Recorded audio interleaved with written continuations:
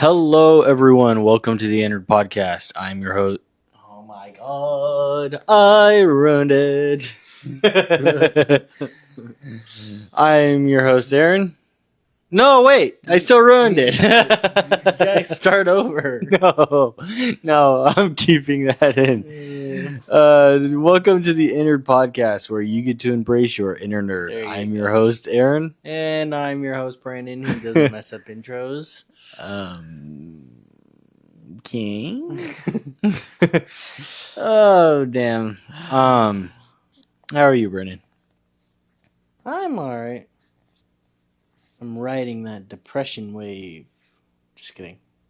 That was way funnier in my head. You just hear crickets in the background? Yeah. In my head, that was like one of those relatable jokes where it's like, oh, everyone can laugh at that because, but no. It's just quiet.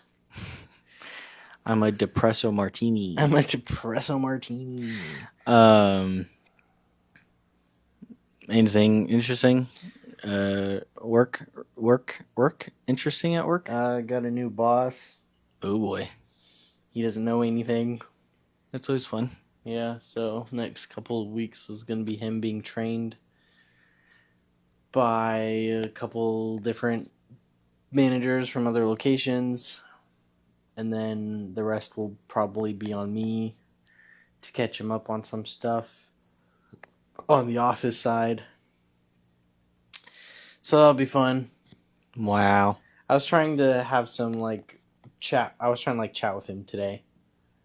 And other people were listening in and chiming in, but I don't get me wrong, I understand there's some chatty people at my work, but maybe it's just me. I'm the only one there who cares, but I hate being interrupted. Yeah. I don't talk a lot at work. I don't have a lot of people to talk to. And when I get the chance, I'd like to just have a moment to just say what I would like to say. Right. Just to contribute.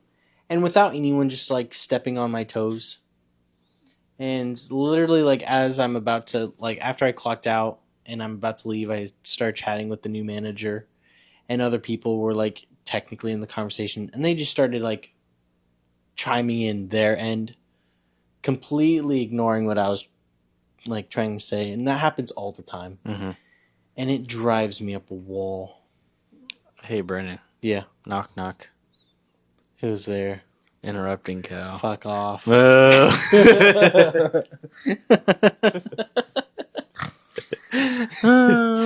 I'm still depressed. Oh, damn. That's funny. Where are my drugs? Where are my dogs? Where's my big bill? Oh, there you are. Damn. No, I get it. How about you?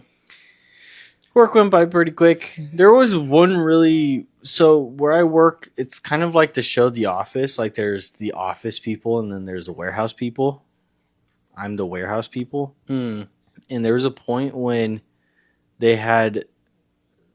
I don't know for what reason. I don't really understand how the office is ran. From my experience in office situations and retail situations, they run it like a joke. But they just had... They were doing a tour of the warehouse to the office associates that are down there every day. That's weird. It was really sure there was a couple new people, but these are people that have been working there for 3 months or so now, and they've already had 2 or 3 different tours of the place. That's fair. And there were some salespeople. They have traveling salespeople. Yeah, but these are all salespeople that have worked there for years. that's so weird. Yeah, it is really weird. But anyway, other than that, my day was pretty quick. That's good. They have someone who puts together product out on vacation, so I'm subbing in for him. Another guy to I'm substituting for 3 people now. Awesome. Yep. Love my job. I complain about it sometimes, but I honestly don't mind my job that much compared to all of the retail work and all the stuff that has to do with like customers and customer support and Yeah. the more faster paced stuff. This is remarkably laid back in comparison. So yeah, sometimes I gripe here and there, but when I really like take a step back, I'm like, there are tons of people who would kill to have my job. Yeah. I mean, for the most part I could probably say the same. I don't mind my job. It's a fairly easy job. I would say there's only like a couple tasks that I kind of find jarring, like calling customers about something that annoys the crap out of them because like they owe debt to some degree, Yeah. and I hate calling them and telling them like, "Hey, you have to pay this." And then if they don't pay it, like if they just continuously ignore it, and then it's like, "Hey, I have to bug you like almost on a daily basis." Yeah. And that's just exhausting. But aside from that, the only thing that I truly hate is just like the customer interaction, because there are some customers who are easy to work with, but the rest, Right. like the fact that I'm more hesitant on talking to a higher number of customers, it's just it makes it harder to do the job or to want to do the job. But there's really nothing you can do about it. It's one of those like, well, it's a job. You don't have a choice. Yeah. Because if you don't do it, you don't have a job. So, fun. Very fun. Well, Brandon, I know you're not nearly as interested in it as I am, but I've been keeping myself in the loop of what there is to know about the new marathon game that's coming out. Okay. And it's an interesting thing because it's always kind of I don't know. I don't know what the best way to describe it would be, but Bungie. I mean, it happens with developers from time to time, more often lately than usual. But when, in this case, Bungie is putting out a new game that, yes, it is a follow up to a game that they made 27, 30 years ago. Right. But it's a new type of game for them. It's the first time they've ever done an extraction shooter. Yeah. It's following a game, a duology that they've been running for the past 11 years now, because I think Destiny came out to 2014, which is crazy to think about. Yeah, it is. But the reason I bring that up is because when Destiny was first announced forever ago, I'm sure you remember, we were at Dad's house and I was always just rewatching the same game, like released gameplay all the time, and I was always watching the same trailers over and over again, Right. hyping myself up for it. And I even though we were like 14 at the time, I ended up getting like access to like the beta and all the early versions of the game. Like I was super into it. I was super excited for that game. And I remember, buying it and being a little underwhelmed. It didn't, this was following Halo. Right.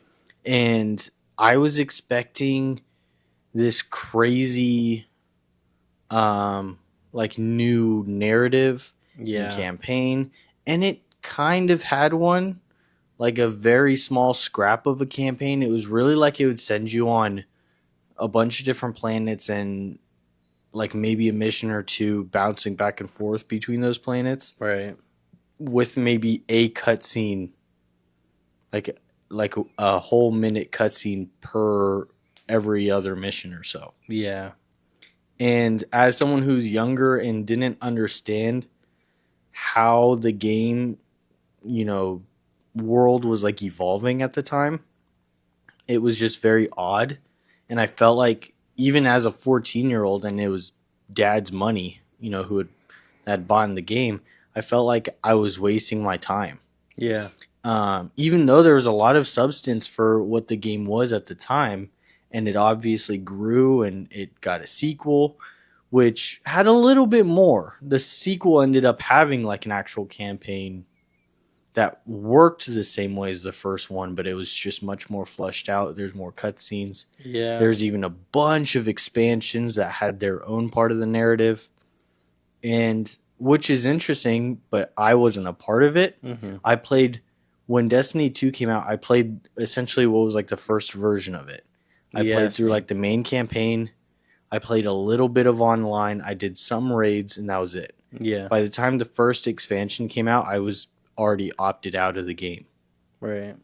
And by that point, both Destiny games were free to play, and it was like a ton of microtransactions, and it had totally turned into something different. Yeah. And so how that relates to Marathon is Marathon has no campaign. Yeah. And it does have a story, but the way that the story works is that when you go into each mission or operation or whatever you want to call it, you learn about stuff through context. Yeah. Through like the AIs that send you onto the mission or terminals that you can find on each map, the way that each map lives on its own, the AI that lives on the map, whatever it is, that's how you learn about the story. It's all in this context of the game itself. Right. And I'm not super butthurt about that because like Marathon itself is already a super I don't know how to describe it. It's like cryptic game as it is. And a lot of the lore from the original games you had to learn through terminals anyway. Yeah. So it's nothing new to the game. But as someone who's been a long time Bungie, fan, it feels like it's getting simpler and simpler. Yeah. And they're still asking for money for the game. It's not a premium game, so they're not asking. I think I brought this up last week. Right. They're not asking for a full price game, so it'll probably be somewhere around like $40. But there's still going to be like microtransactions, and there's still going to be like other stuff. Right. And honestly, there's a lot of ups and there's some downs. My biggest issue, honestly, I've heard some people complain about how there's just not enough to the initial launch version of the game. Right. Because it'll only have 4 maps. It'll have 3 like normal matches or maps that it'll bounce you back and forth between. And then it'll have 1 post-launch map that like once you've ranked up quite a bit, you'll be like eligible to go into this map, and it'll be a quote unquote game changing map. Yeah. And honestly, I've done more with less. Quite frankly, strangely enough, and I'm sure to some other people this isn't the biggest issue, but I have heard some people complain about it. My biggest issue is the customization of the character. The reason I say that, and I was even thinking about making a video about this, but the reason I say that is, so Halo, every Halo game, sure, if you go back to Combat Evolved, if you went into like a multiplayer match, you could only change the color of your Spartan. Yeah. But going forward, in some way, shape, or form, there was, the customization only got better and never went downhill. Mm-hmm. Even when Bungie got to Halo Reach, you could customize Noble 6 from head to toe and make your version of Noble 6. Right. Sure, if you really wanted some of the higher end or more exotic stuff, you had to grind the hell out of that game. Yeah. But you could still do it, and you can make Noble 6 your own. With Destiny, sure, there are some microtransactions involved, but depending on how avid you are of a player, whether it's raids, campaign, multiplayer, there was a lot of customization options. Whether it was your, I forgot what the bike is called, but your hover bike thing, whether it was your armor, whether it was even your little, um, the little floating thing, The ghost. the ghost, yeah. Whatever it was, like there was tons to make your guardian your own. Right. And then there's this game, which they've been trying to tell us. They're like, we promise it's not a hero shooter. It's purely an extraction shooter. But the thing is they're giving us different classes. There's going to be, according to them, there's 6 classes at launch. Okay. But if you look at them, they've got names, they've got specs, they've got abilities, they've got designs. Right. That's a hero. And they've confirmed how you'll be able to customize them. Through skins. Yeah. You play Overwatch, you play Valorant, you play Marvel Rivals. The only way you can customize any of those characters is through skins. Right. Most of the time, it's through microtransactions. Yeah. It's a hero shooter. Right. It's an extraction hero shooter. And I think that's honestly, for me personally, that's the most disappointing thing. Yeah. Because especially I love the art style. I think the game it's probably one of, if not the most unique looking game out there. Yeah. And the original trailer that came out that they teased like 2 years ago was breathtaking for Right. how I don't know, just how it could like sweep you off your feet kind of. And even those 2 characters, there's the one who was running throughout the whole thing, and then there's the one who ended up being the sniper at the end of it. They were so unique looking. And I was just thinking, like, this feels like the game where you should be, even with the confines of the art style that can, as it proves, can still be whatever you want it to be. This should have been the opportunity to make that kind of game where you could customize your character from head to toe. Yeah. Any color, any shape, size, whatever it is. Right. Maybe even, I'm still waiting for the game that's ballsy enough to let you customize a character without having to unlock anything. That'd be nice. You remember Champions Online? Yeah. You probably know what I'm getting at. Because Yeah. on Champions Online, you open up that game, you make your superhero look however you want. Yeah. You don't have to go into the world and unlock anything. You don't have to buy anything. No packs. You make your character look how you want it to look. Yeah, and I mean, even it wasn't to the same degree, but even games like DC Online, Yeah. like you couldn't do absolutely anything you wanted at the beginning, but you could do pretty damn close to anything. You could even put like different textures and stuff on their clothes and whatnot. But this would have been the game to do that. Yeah. Like do not only different types of helmets, but different shapes of those helmets or visors or like textures on their skin. Yeah. Or the shapes of their eyes or like, and some of them have like the patterns on their faces too, kind of like a cyberpunk thing. like you could do multi-tone like skin patterns or yeah. The sky is the limit with what they could have done. Yeah. And sure, that's a lot of work and that's a lot to ask for.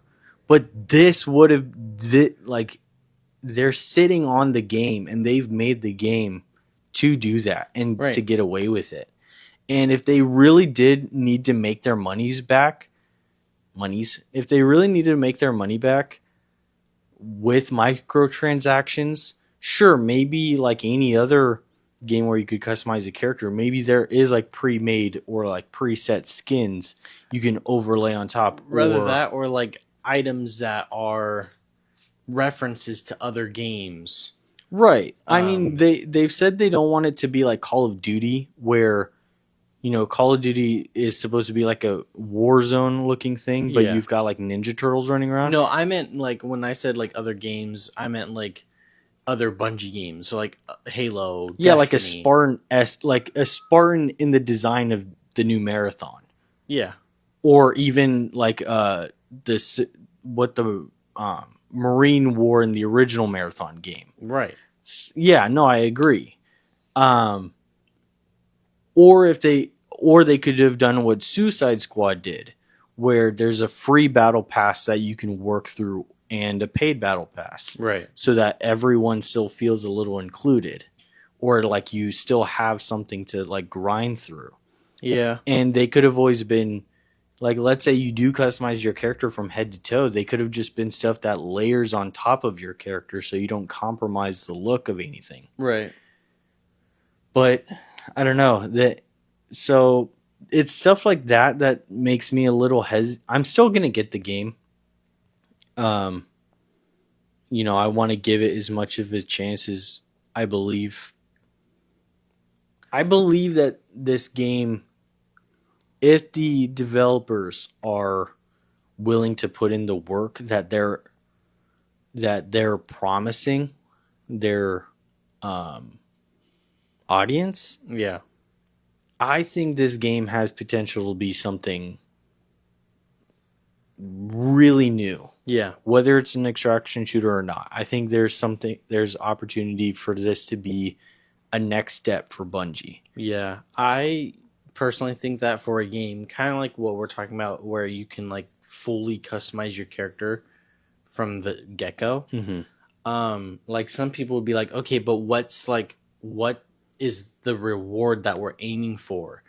What you could do is really emphasize on a game where the performance itself of the game can vary depending on like how much you play and whatnot. So like perks for rather the character or the weapon and different kinds of weapons.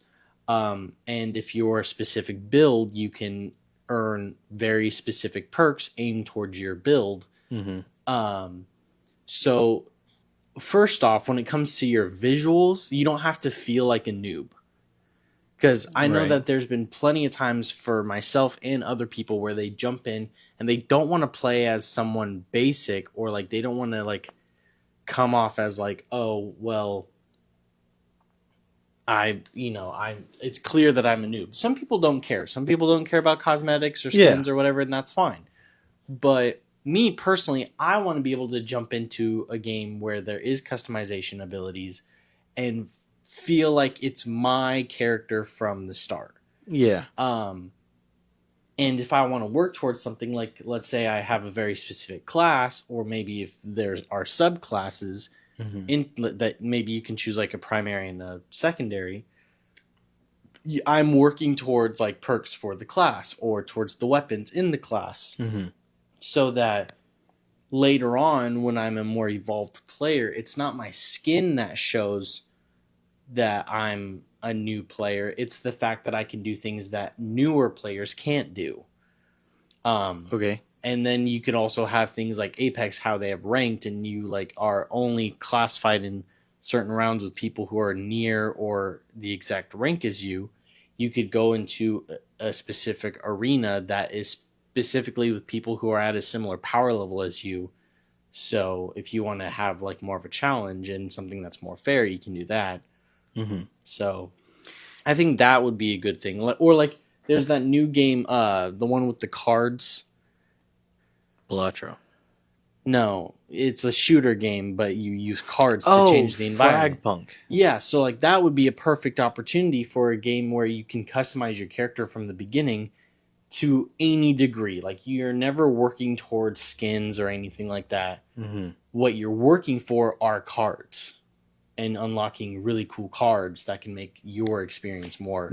Maybe not ones that are like overpowered because you don't want like it to feel like pay to win, but just cards that But even if you did unlock a card that was overpowered, then there has to be a certain thing to where it's like, okay, but you can only use it during this kind of situation or what have you.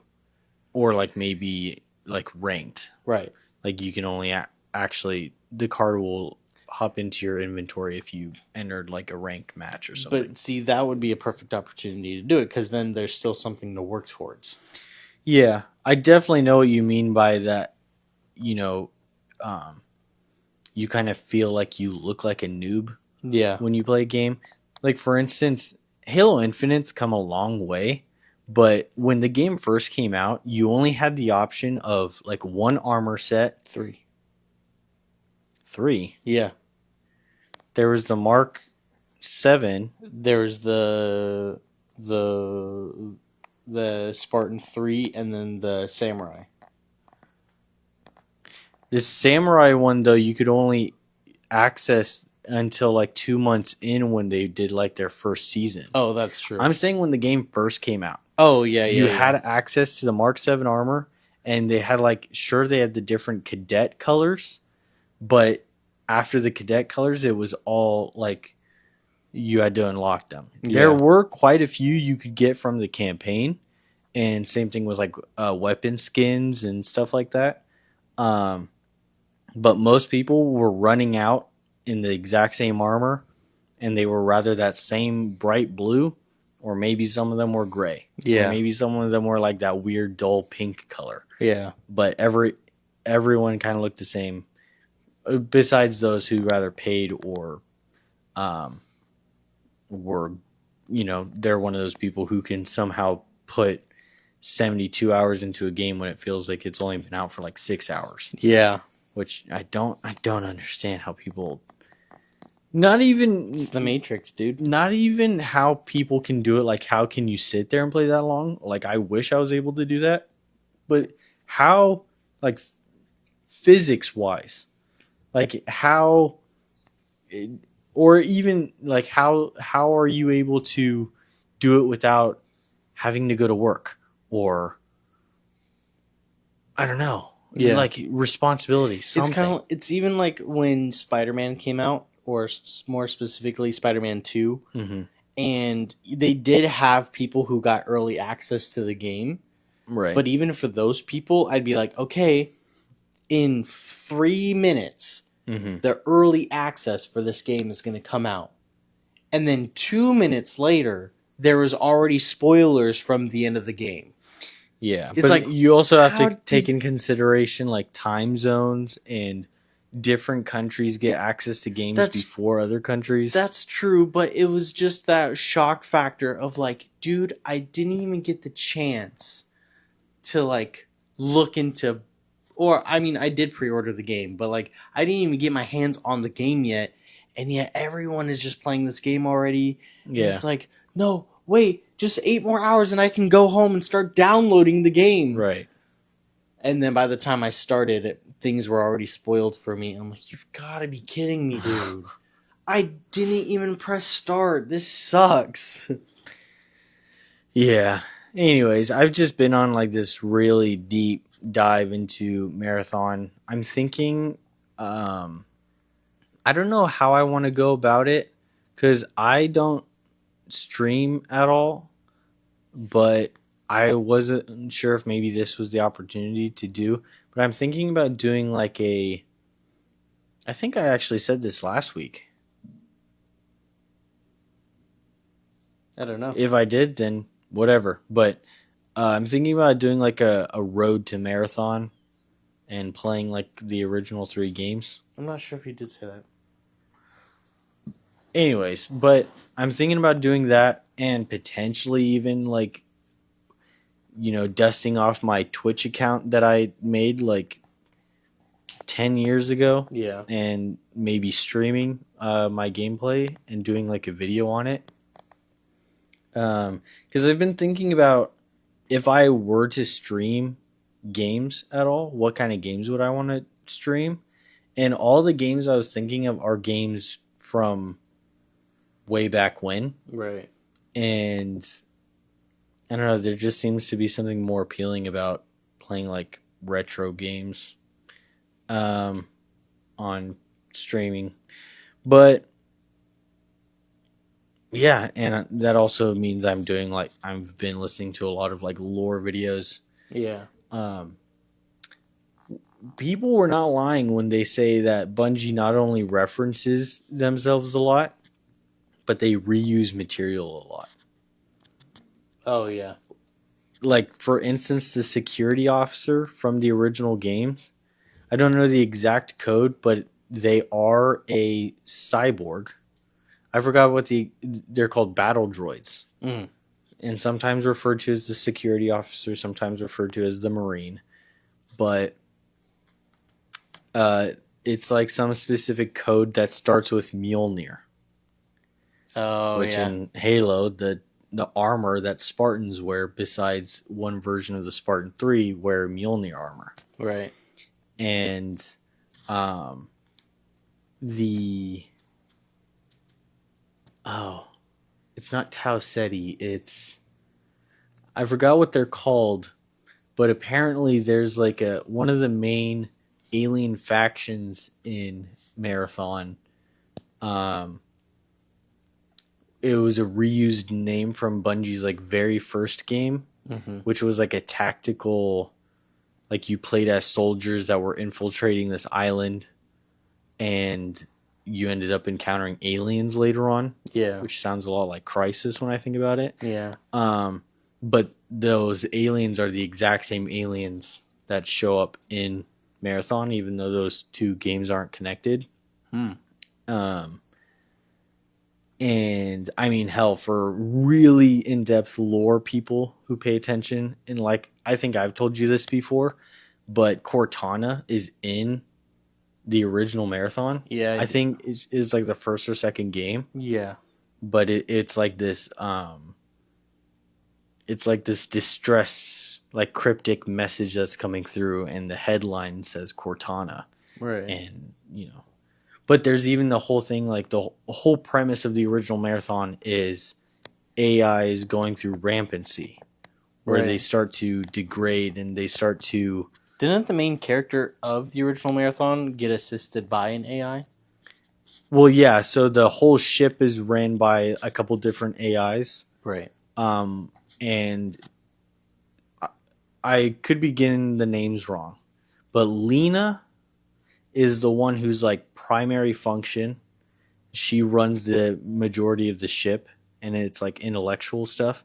And then there's one that's named Dirndl, who is like he does anything that's like automated, like doors, the kitchen, anything that's like that's like off hands for anyone on the ship. Right.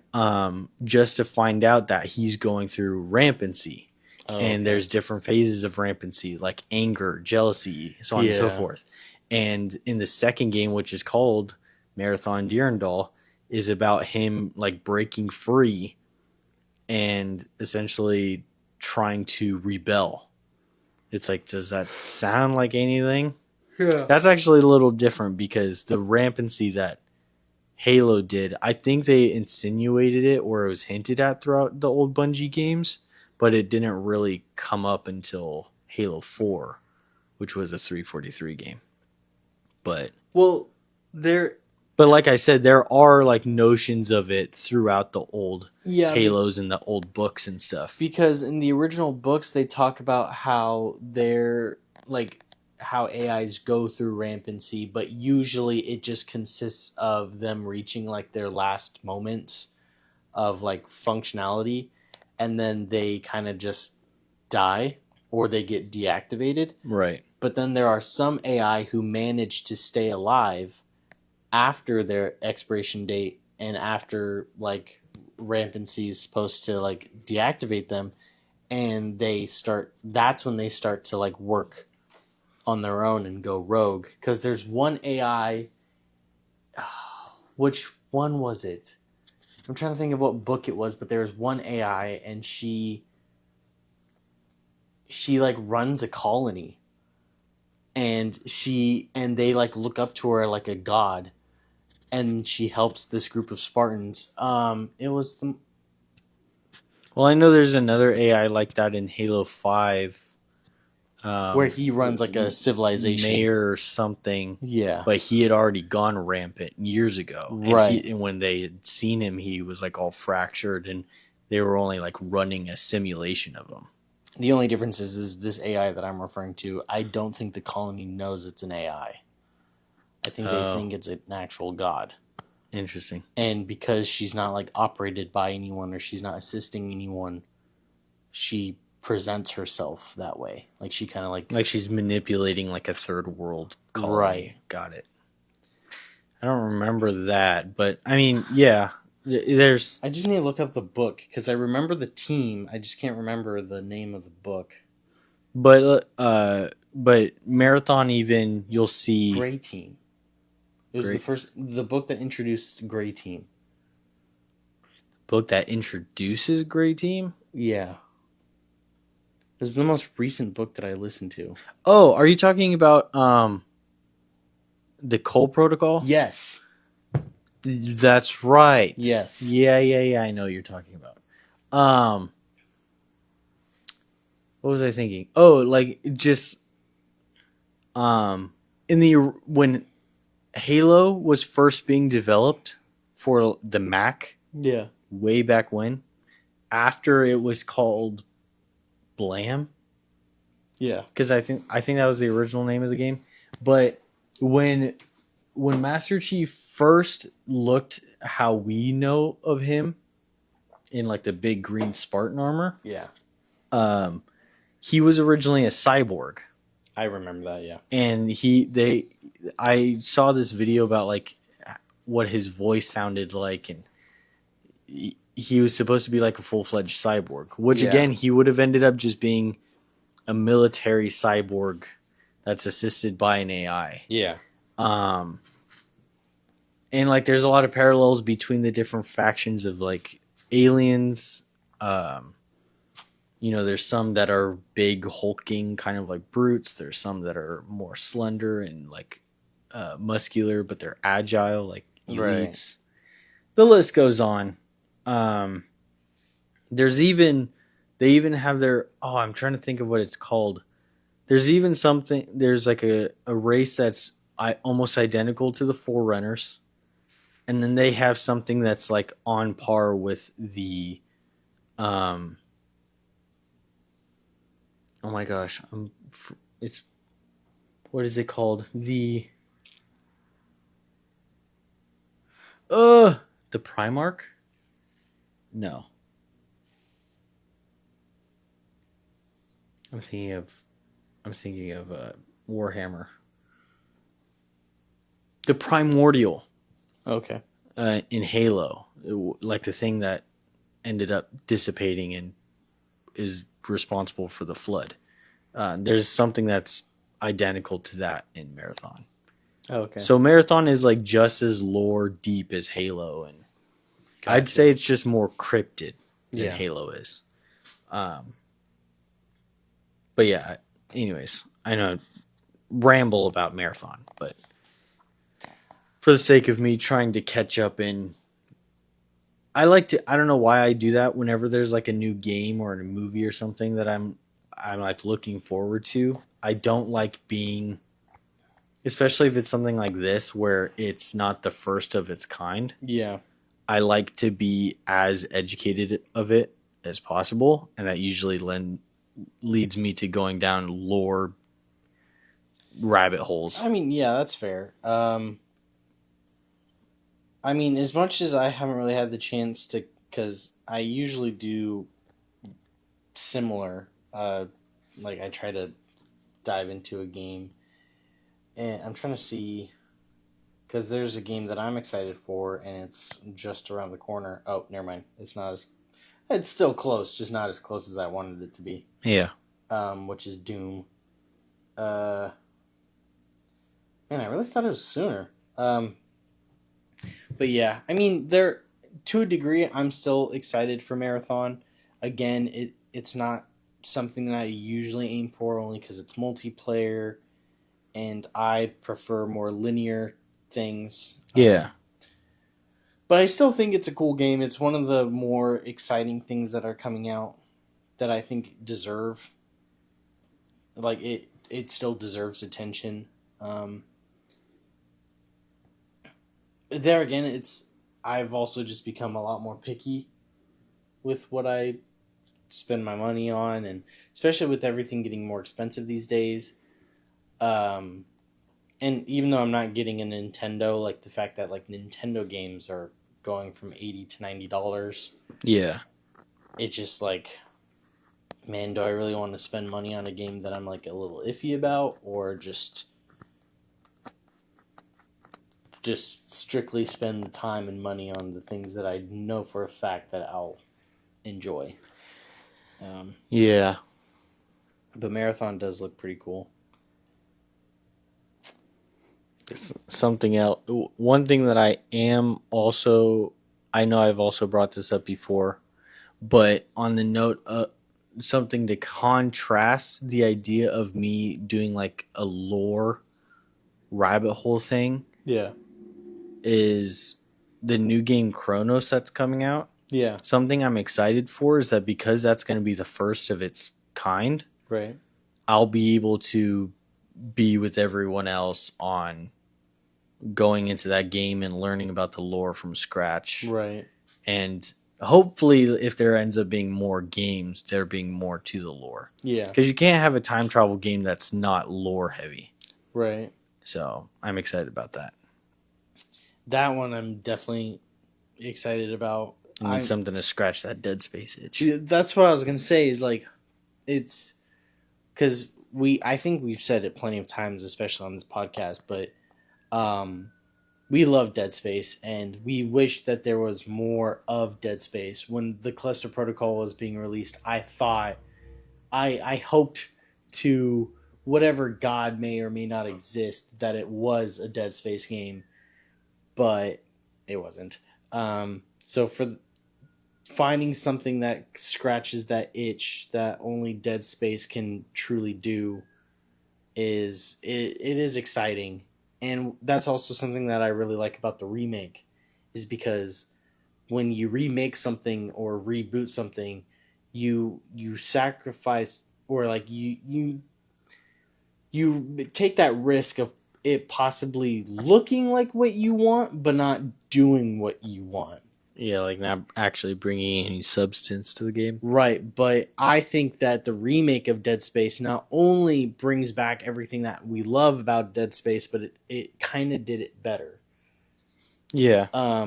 So, which is why I'm excited for CRONOS. And I did like Callisto Protocol. There's just certain things that I kind of like had gripes about, but I don't really think it scratched the Dead Space itch. I think the biggest problem with the Callisto Protocol, I did find out recently that apparently it was rushed at the end there, because I forget what that company is called, but it's the company that owns PUBG. It's like the Korean company. Yeah. But they, according to Glenn Schofield, he said that they were originally given like a certain amount of time to make the game, and at some point they were like, "You have 9 months and to finish the game," and they gave him like a certain budget to do that, and it was rushed. And he even said in like this interview saying that his biggest regret is that he launched the game. He wished he was given more time and he was able to launch it when he wanted to. I don't think that could save the game from some of the narrative issues. Yeah. I've had some time to think about it. I think the biggest problem with the Callisto Protocol, because they even fixed the gameplay, they balanced it out really well. It plays just, I think, as it's supposed to. It's not a bad game. It looks great. Yeah. It has the jump scares. It has what you want it to have. I think the biggest problem with it is that it's trying too hard to be Dead Space. That's Like, fair. and it's not like it's because it's the same creator, it happened to be like Dead Space. No, Glenn Schofield was ripping himself off, and he was trying to make this spiritual successor to Dead Space. Yeah. And it just ended up being like, again, it was trying too hard. It had very similar game mechanics. Sure, the combat system was the most unique thing apart from Dead Space, but it had the same story beats. It had, it had the cult that was like, it was trying to break down people and infect them with something that would make them evolve to the next thing.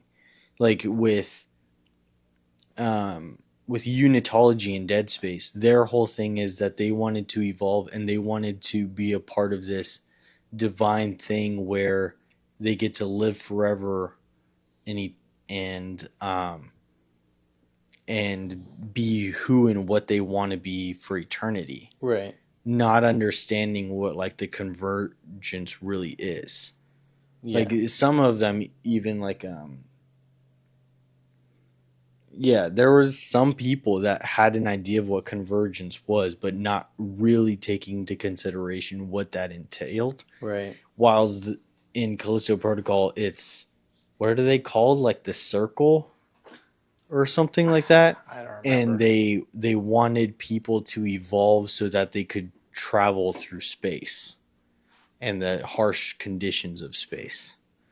And it's so like basically just like force evolution. Yeah, and it's like Dead Space had the necromorph, which is necro is what death, morph is change, biophage, bio is organic, and I don't know what phage stands for, but it's like it's the same I think it thing. means shift because I think that's why they named the Marvel character Phage.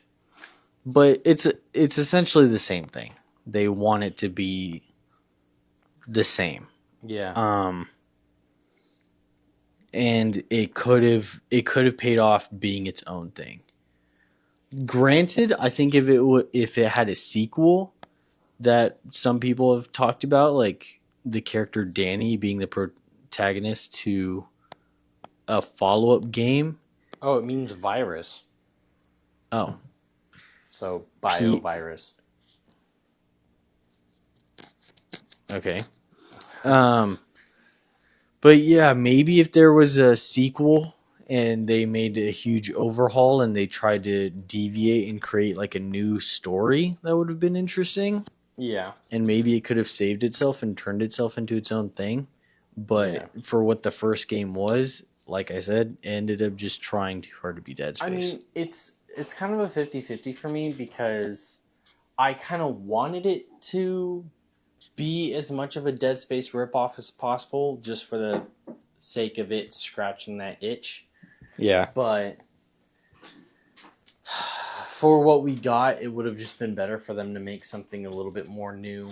And even if they did want to make it feel a little bit more Dead Space, there's still some things they could have done to make it feel more like a Dead Space game. And even something as small as like his suit, for example. Yeah. Because that's something I was kind of looking forward to. Because like one of the first things that comes to mind when I think about Dead Space is the variety of suits and really cool suits you can get in Dead Space. And they promote the game with him wearing a suit that you don't even get till like close to the end of the game. And you only have the entirety of it for maybe 1 or 2 chapters. Yeah. Because he ends up taking the helmet off. Right.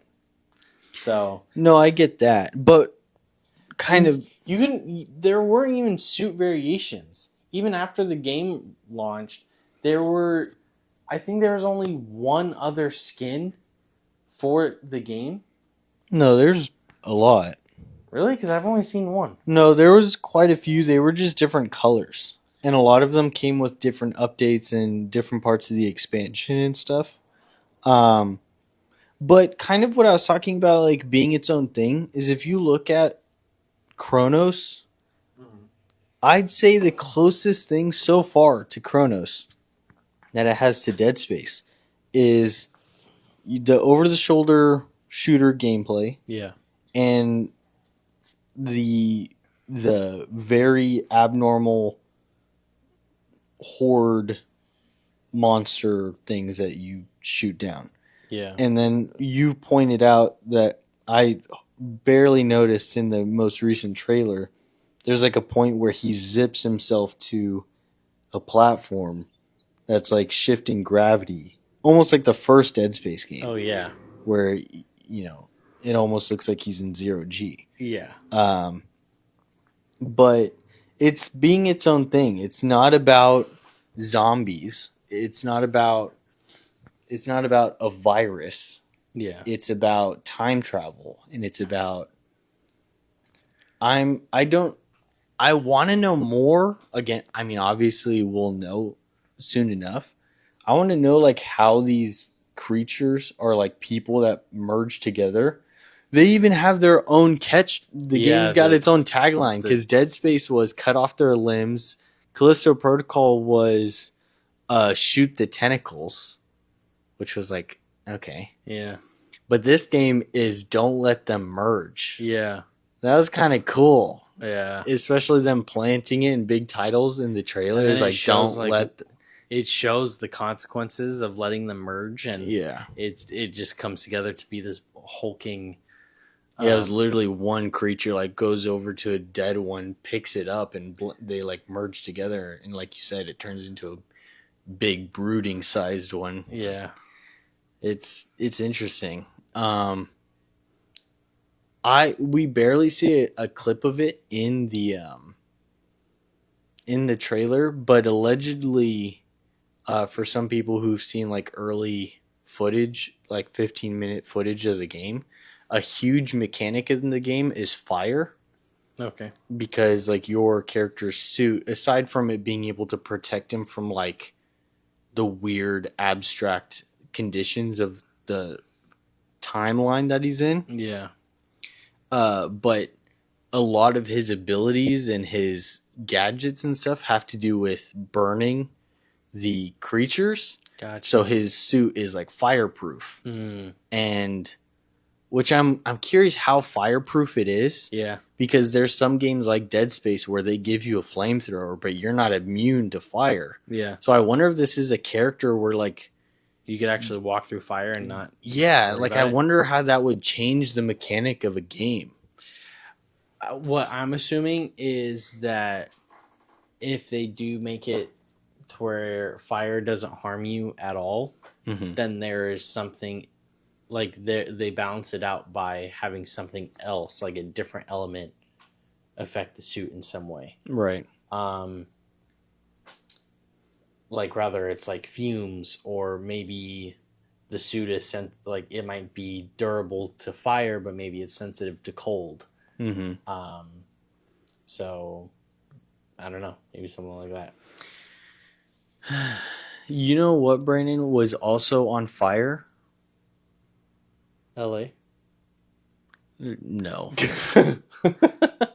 Sorry. I was going to say, what else was on fire was Johnny Storm chasing the Silver Surfer. And no, I'm not talking about the early 2000s Fantastic Four movie. That's right. I'm talking about the recent trailer of the new Fantastic Four that's coming out this July in 2025. Yep. We saw a new trailer. How'd you like my segue, by the way? I don't know why I didn't catch on sooner, but I was like... For me thinking about that on the spot, that was pretty good. It was pretty good. That was pretty... How do I know it was on the spot? What? What if you were like at work all day and you were just like, you know what else is unfair? Yes, I planned this whole conversation out in my head. No, but we finally got a new... Or not finally. But we got a new trailer to the Fantastic Four. I'd say it's got me more excited for the movie than I already was. Okay. but I think it showed too much. Yeah, it did. But but I'm sure there's still a lot to get out of the movie. That's true. But we should probably kind of like walk through it because Okay. the very first thing that happens in the trailer is Sue Storm and Reed kind of unintentionally reveal that she's pregnant. Which is something that I would have preferred to find out in the movie instead of through a trailer. Because that's Franklin we're talking about. And that's a big deal. Is it Franklin, though? If it's not, it's wrong. Well, here's the thing. And the Weekly Planet actually pointed this out, too, is the Reed Richards and Sue Storm have 2 kids. Right. Franklin and Valeria? I think so. Something like that. I need to look up. I'm not too sure about that second one. But what was I going to say? What one of them pointed out, what if she has twins? And Franklin and his sister are twins. I guess that's not too bad. It's still wrong. Because yeah, Valeria. You're right. But you're right. I think I would have liked that to be one of the many surprises that we could say about the rest of the trailer. But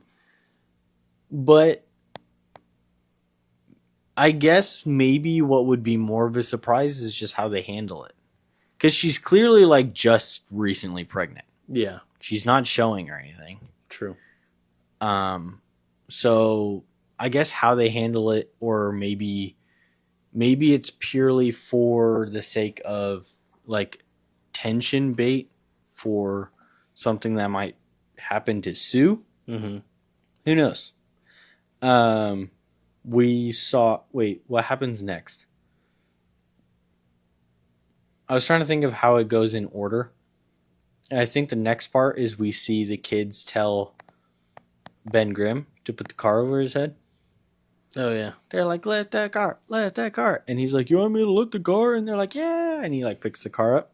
Thought that was kind of cool. I don't know why, but when I watched that trailer, I'm like, if that was in real life, the person would be too afraid due to like having to pay someone else's car insurance. Because like you having stone hands and lifting up a car, there's no way you didn't scratch it. Yeah. And then if anything happens to the car, someone's going to be like, you got to pay for that. But that's not something they'll pay attention to because he's a CGI rock man. True. Something I would pay attention to. And you know what? Let's just get to it. Finally, we saw the Silver Surfer. We did. And so we knew it was going to be a female version of the Silver Surfer. Right. There were some people that were like, dude, this sucks. It's another gender swap. Some people very early on were like, what if it's not the same Silver Surfer? I was one of them.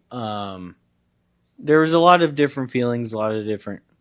some people, it was purely just like casting choice.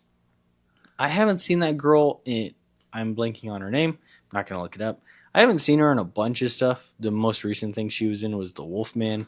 I don't think I've seen her in anything. But I'm not like, I haven't been impressed, or I haven't been turned off or turned away from the idea of her being in anything. So that didn't really bother me too much. It's purely just another one of those things of like how they were going to handle the Silver Surfer. Right. But from what we saw, I'm not, even before knowing what we're going to get to in just a second, but just initial reactions watching the trailer, I wasn't disappointed. I was like, that's pretty on, aside from the fact that it's a female version of the Silver Surfer, which isn't new to the comic books. Right.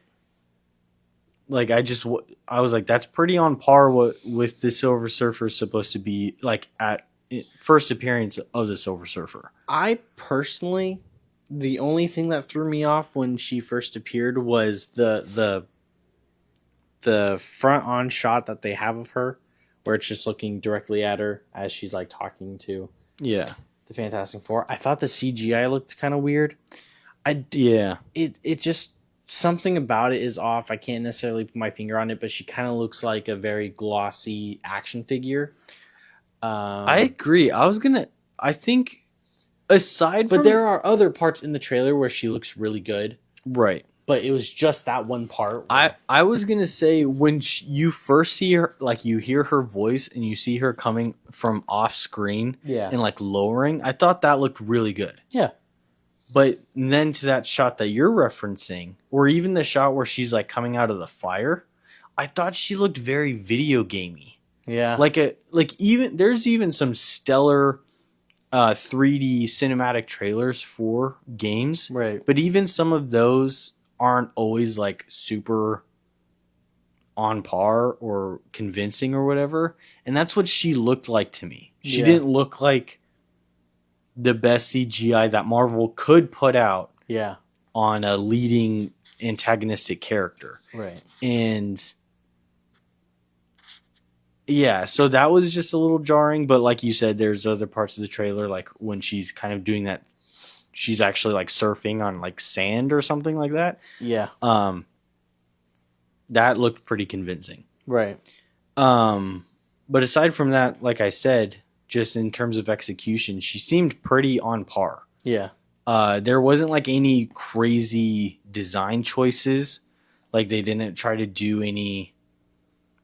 The only reason I'm bringing this up is because there's a lot of like concept arts and fan art stuff that came out years and years ago of what people wanted the Silver Surfer to look like. Right. And everyone, I don't know why, but everyone kept interpreting him to look kind of techie.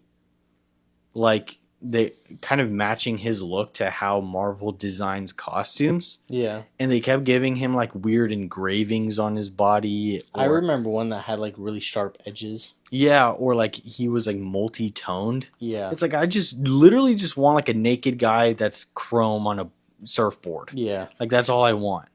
It doesn't have to be complicated. And that's pretty much what they did. It's just a girl who's chrome on a surfboard. Right.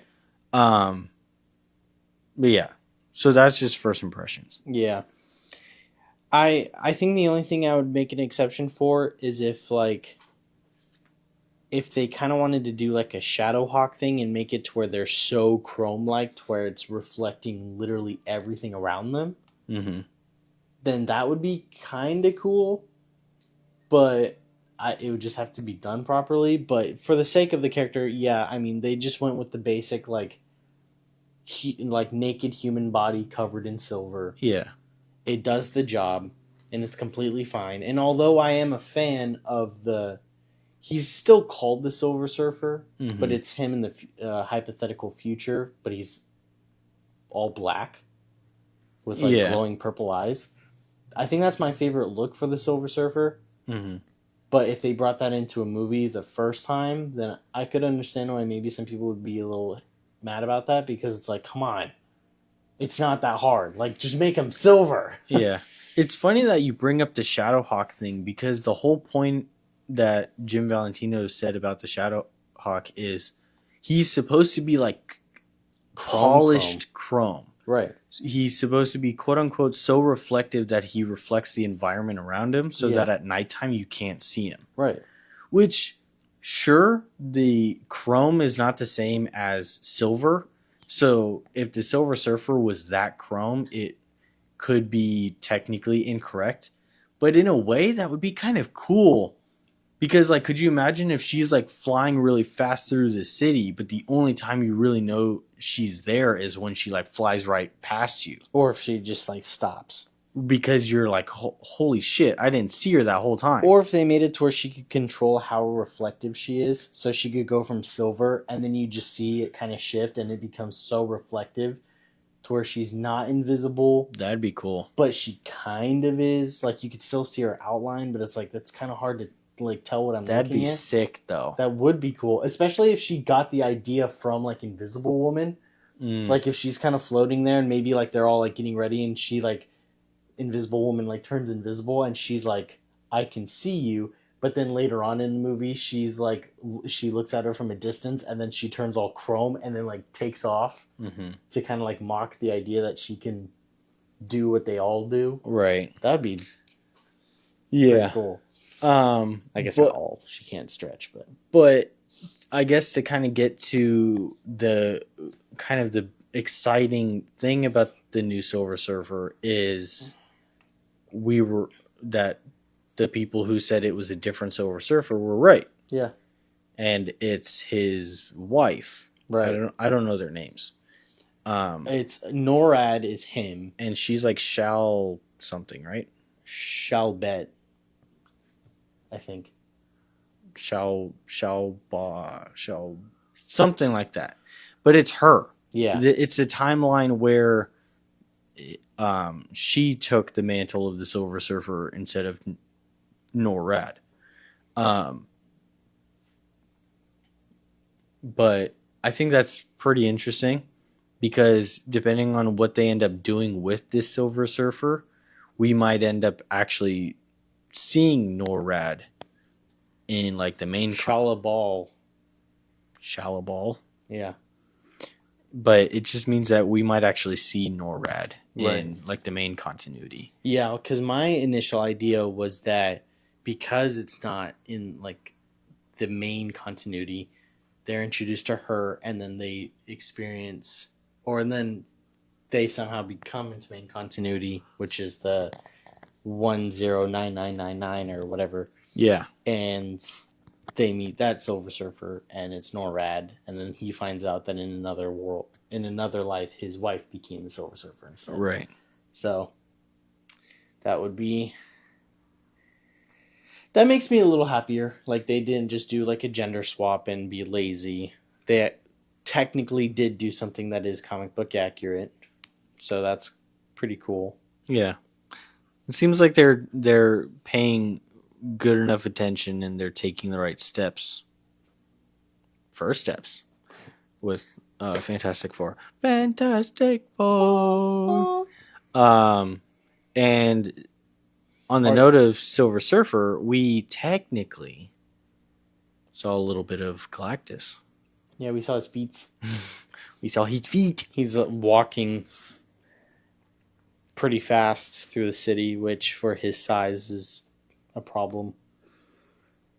I still wanted to see that in the theater too. But at least we didn't see him. Yeah. Like, sure, we saw all we've seen is a shadow. We've seen his feet and we've seen the back of his head. Yeah. Barely even the back of his head. Like the left corner of the back of his head. Yeah. So there's still a lot to be revealed. Yeah. But I'm hoping that like this trailer keeps it at that. Yeah, I hope they don't show anything else. Because I think, yeah, I mean, personally, I think that's it. That should be enough to give us a little bit more context on the story. Should be just enough to get people excited. Maybe do a couple smaller teasers that are just like remixes of both of those two trailers. Yeah, like as time goes on, just to like remind people it's coming out. Right, that's something I was gonna say. Was I think that this second trailer is still too soon. I think they should have waited a little longer to release this one. Yeah, it felt like the first trailer didn't come out that long ago. Right, I think they should have just maybe waited like rather 1 or 2 more months and then been like, hey, remember this movie's coming out, but you don't have to wait that long because this trailer doesn't show too much and it's only like a month away. Mm-hmm. That would have been better. Yeah. And that way they don't risk like, hey, people are forgetting about this movie. We need to release another trailer and show more of the movie. Right. Because even Superman had its teaser. It just recently had a like 4-minute special come out. Like the behind the scene thing? No. Oh. I know what you're talking about. But before that, there was a 4-minute special that came out. I never watched it. I mean, sure, something very interesting happened, and it was something that was enough to get a lot of people who don't understand Superman Mm-hmm. to bitch about it. Um, do you know what happens in it? I just said I haven't seen it. But do you know what happens in it? No. Do you want to know? I prefer to see it. Even if it's in the original teaser already? Sure. So you know how Superman's like in the original teaser, like he's in the snow and he's beat up? Yeah. So I'm not going to talk about what leads up to it, but there's another clip of the trailer, the original teaser, where he's like kind of like reared upward and he's screaming and his like robots are around him Yeah. and there's like sun beaming down on him. Right. So the 4 minute thing is what leads up to that. Okay. And all it is it's his robots like putting him on a table and they're exposing him to direct sunlight so that he can heal. And people were like, doesn't the sun heal Superman? And yes, there have been countless enough people that have already kind of corrected them. But what it's the whole thing of like, he's got like broken ribs. He's got dislocated bones. He's got punctured organs. He's beat the fuck up. Mm-hmm. Excuse my language, but he's beat up. Yeah. So, yeah, when he's put in the sun to heal, everything's being put back into place. Yeah. Everything's reconstructing itself. Right. If your leg were to break right now, that would be painful. Right. But it would also take a really long time to heal. Yeah. Which even would be painful because you have to sit there and you have to endure it being out of place and any kind of stress being put onto it. But it would still hurt if my leg healed immediately. But if it was immediately, you would be in agony. Yeah. It would be just as bad, maybe even worse. Because you're rapidly feeling parts of your internal organs and stuff moving around the way that they're not supposed to. Right. The only difference is that when it heals, it's not going to be like a real person where you heal and then you have something that's kind of left behind. While this time you heal and then the pain's gone instantly. So like, sure, there's pros and cons, but you're still going to feel it. Right. So people were just like, that doesn't make sense. The sun's supposed to heal Superman, not hurt him. Yeah. It's like, it is. You're just dumb. Right. But anyways, the reason I brought up the Superman like 4 minute segment and then yes, the behind the scenes thing is because I would just argue they're marketing it a little better because they're giving us a lot without spoiling anything and without giving us too much. Yeah. Like, sure, in theory, on paper, 4 minutes sounds like a long time. But if it's a sequence of Superman being dragged through a couple different corridors to be thrown onto a table and then heal, it's not that much. Yeah. With the exception of Krypto beating him up a little bit more. Yeah. Because he's like a obnoxious, playful dog, but he's got the strength of Superman. Right. So he's jumping on Superman, and he's like, "Fuck, stop! Yeah. Krypto, stop!" But and then there's the behind the scenes that shows like the actors on set, and they're talking about like their experience with it and how they're excited to be the first to, show off this new DC universe. But again, without giving us anything. The only other thing we really got was we saw a full body shot of Metamorpho. Yeah. Which again, that's not spoiling anything. That's just showing us a bigger shot of something we've seen already. Right. While as the Fantastic Four, they're what could easily just be surprises or they could be shock factor moments they're putting into the trailer. Yeah. So, but again, there's probably enough to the movie to where that ends up being forgotten anyway. Right. But again, it would be really cool to just be like watching the Fantastic Four do their own thing. And then all of a sudden this silver lady comes down and she's like, your planet's been marked for death. And it's like, oh, that's the silver server. Yeah. Anyway.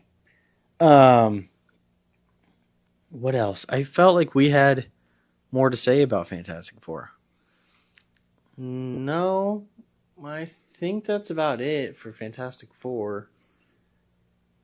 Because I know, like, especially since the last time we recorded, um, as of now, there are two Last of Us episodes. Daredevil Born Again season 1 is over. Did you watch the second episode of The Last of Us? I did. What are your thoughts?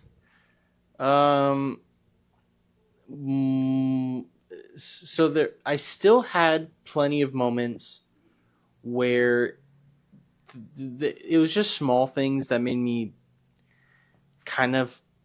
I think it was more in the beginning of the episode. There was a lot of stuff that still made me feel like I wasn't watching The Last of Us, mainly because there are just some characters, and more particularly one character who is not portrayed correctly, if you ask me. Yeah. And then there was this stuff, but I mean, I don't know what to say because I don't know what counts as a spoiler, seeing that it's based on a game that was released years ago. But there was a whole sequence that was not in the game that they added. It was pretty intense. It was intense. And I mean, I liked it for this. It was very 50-50 because I didn't like it for the sake that it doesn't happen in the game. Mm-hmm.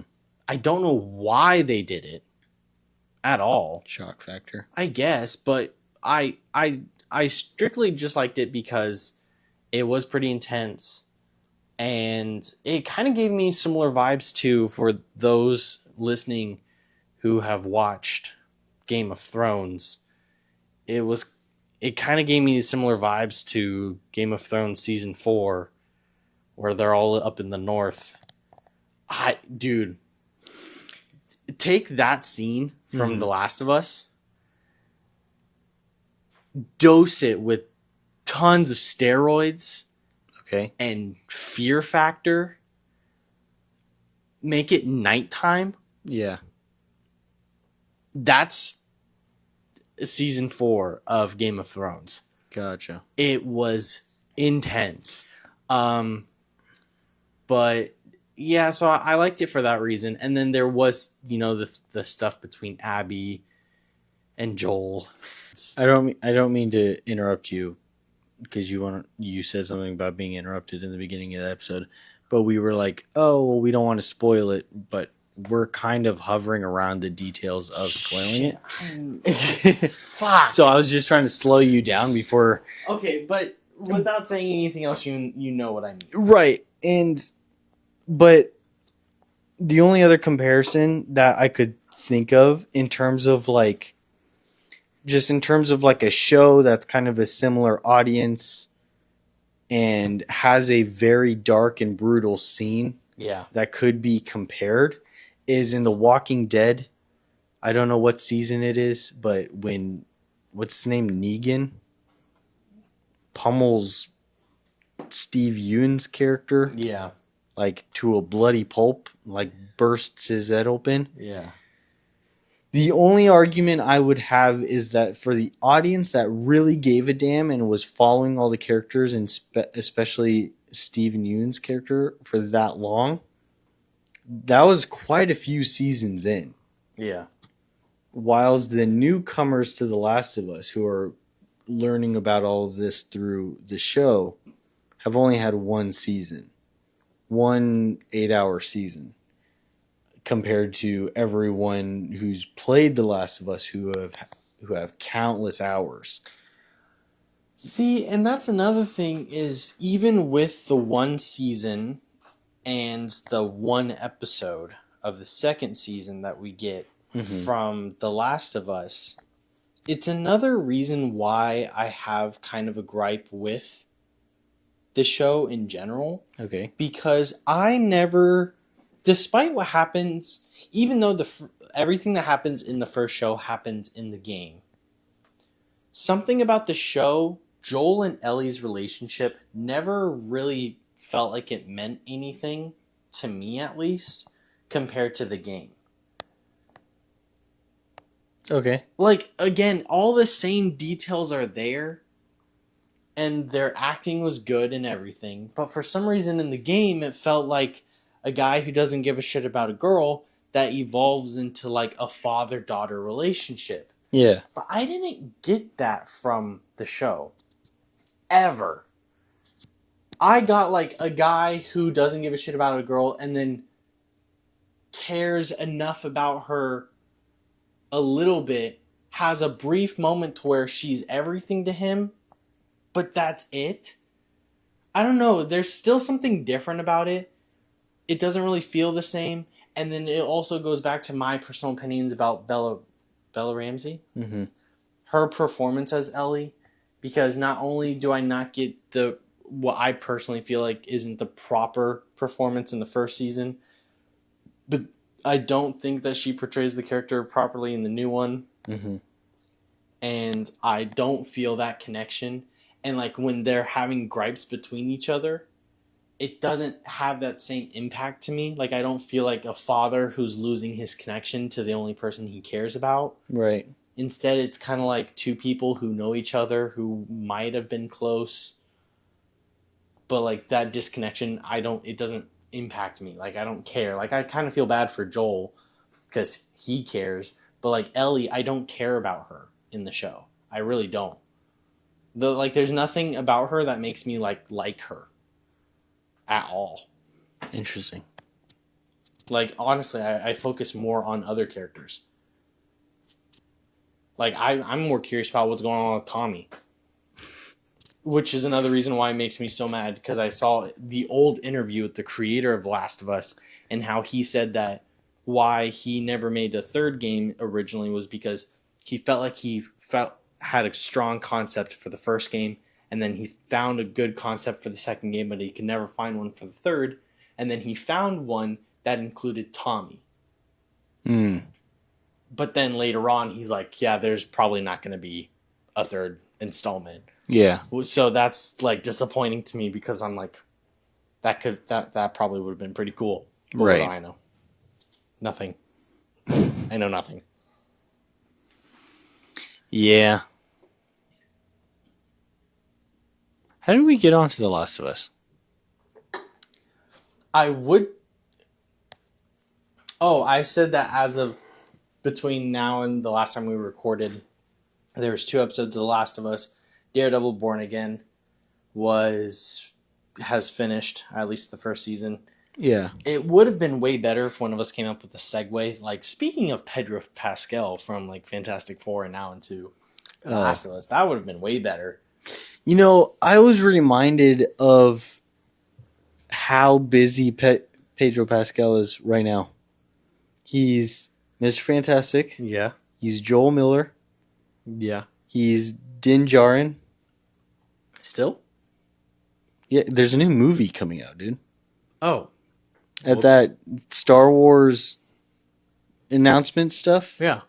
They finally I mean, it's been like a meme at this point that Star Wars like announces a bunch of projects, but we don't end up ever seeing updates about them. Right. But they quote unquote officially announced, and I didn't see it, but allegedly they had like a trailer to The Mandalorian and Grogu. Oh. And it's like this big, like it's exactly what you would think, but it's a movie of The Mandalorian. Wow. What I'm assuming is rather what will be wrapping up or just like a bigger budget follow-up to the show. Interesting. I didn't watch the 3rd season. I did. I heard it was like not as good, but it was okay. I would say it has a slow start, but it gets really good. But yeah, And the last episode made me sad. But regardless, and just aside from those 3, he's also been in a ton of projects lately. So Yeah. he's just been a busy guy. Yeah. I really like him as the Mandalorian. I agree. I think I like him more as the Mandalorian than other characters that you named off, but I think he's going to impress a lot of people with... Okay, he impressed a lot of people as Joel. Yeah. And I think he's going to do the same thing as Reed Richards. I think, and I've said this before, and I'm not the first to say it either, and I probably won't be the last. I think he'll bring a very similar type of charm and energy to a Reed Richards later down the line that Robert Downey Jr. did with Tony Stark. I think if people give him just enough time, I think he has the potential to realize Reed Richards just as well. But it's just one of those things. It's like we gotta give him space and we gotta let him do it. Got it. Sure, he wouldn't be my first pick as Joel, and I could still name a few other actors I would have loved to try be Joel. Yeah. But I'm not disappointed at all with his performance as Joel. I mean, yeah, I can agree. I would definitely say I really like his performance more than Bella Ramsey as Ellie. Right. And like I think I mentioned it before, but I really liked his performance in the first episode of season 2 because there's a lot that he did right as Joel, and that therapy scene was really good. And I think what I was going to say is, so Bella Ramsey for me, actually, I was rather impressed in the first season. Sure, I think I can agree that maybe their chemistry and their connection doesn't feel as strong as the games. But I would say in the first season, she impressed me more than I thought she would. But the problem is that one, I think in the second season, and we've discussed this on our own, I think in the second season so far, she's overplaying how angry she was. Yeah. In the first couple episodes. Sure, going forward, it might do her some good. But I just thought for some of the scenes that were not as angry as they were in the show were just very different in the game. Sure, the reason and the explanation calls for it, but Yeah. I think it was just handled more tastefully in the games. Right. And plus, like I said before, there was a lot more that happens in the first couple chapters of the game that lead up to where we are in the second episode. Yeah. Kind of. But like, most of it happens after, because that happens pretty early on in the game. But they also might not get to some of those. Yeah. Because of the time restriction that they kind of have. Right. But what I was also going to just say is that I don't think she aged into the role of Ellie as well. Agreed. And like I said, we have talked about this on our own before, but Ellie's supposed to have like a very dramatic jump. Yeah. From however, 14 in the first game and 19 in the second game. Yeah. She, didn't seem like a 14-year-old in the first season. Correct. And I don't believe her as a 19-year-old in this one. Agreed. But regardless, the Jurassic jump isn't apparent either. Mm-hmm. The only thing that's really different is how angry she is. Yeah. But because Ellie's supposed to end up becoming not like ridiculously, but she does become a little bit more masculine, just in the sense that she becomes more hard-edged. Right. Sure, in the show she gets the same tattoo that she does, like forearm tattoo that she has in the game. Yeah. But there's just a very obvious jump of the kind of person she is. Right. Like, it's still Ellie, but there's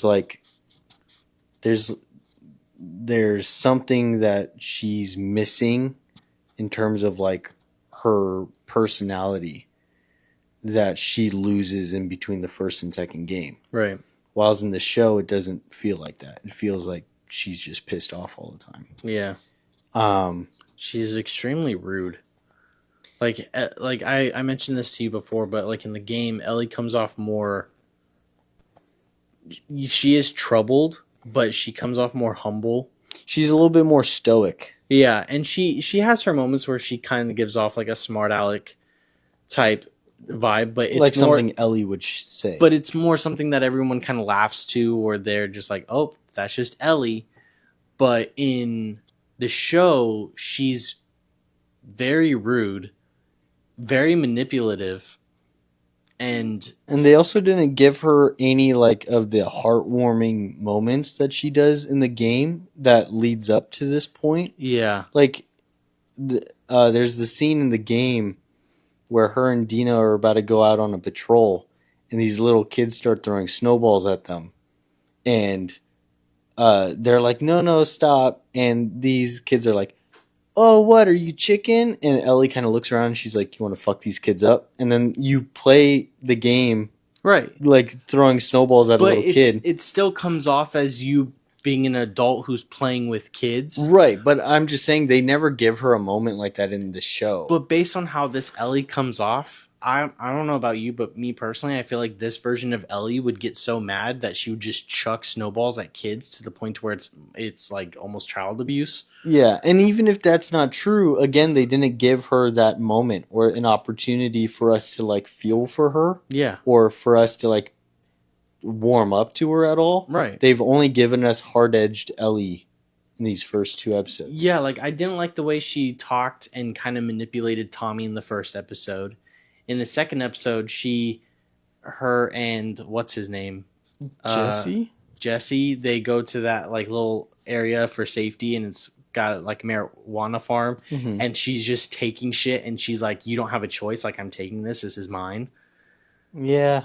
It's like you're so rude. Yeah. Like I would Kind of not a want. bitch. I don't want to be this person's friend. I no longer care about this character, and I know some people are like, "Oh, well, like you could like." It's just a character or whatever, or like, oh, that's Ellie. But no, it's not. Like, I don't get the same vibe. I'm more pushed away from this version of the character, and I'm more, like I said before, I'm more curious about everyone else. Like, I'd much rather just, at this point, I'd much rather just see what happens with Tommy or Jesse or anyone. Literally anyone Yeah. but Ellie. I don't know. I mean, maybe they'll do some of their magic in terms of like how the show's a little different to give us a new reason to warm up to her. Maybe they'll kind of play the thing of like her going on the journey that she goes on. Maybe they'll do it to where like she not only has to prove to herself, but she kind of has to prove to the audience that she's the same Ellie. Maybe it's that kind of thing. Who knows? But I don't know. We're only 2 episodes in. And the second game is being split into 2 different seasons, so we have a long way to go. Yeah. So maybe we'll just have to be a little patient, see if we can trust Neil Druckmann and this other guy, this Chernobyl guy. We'll see. But with that being said, I think that pretty much does it. Yeah. For today. I think I thought we were gonna have more to say about Fantastic Four. I thought so too. But we kind of ran through it pretty quick. Yeah.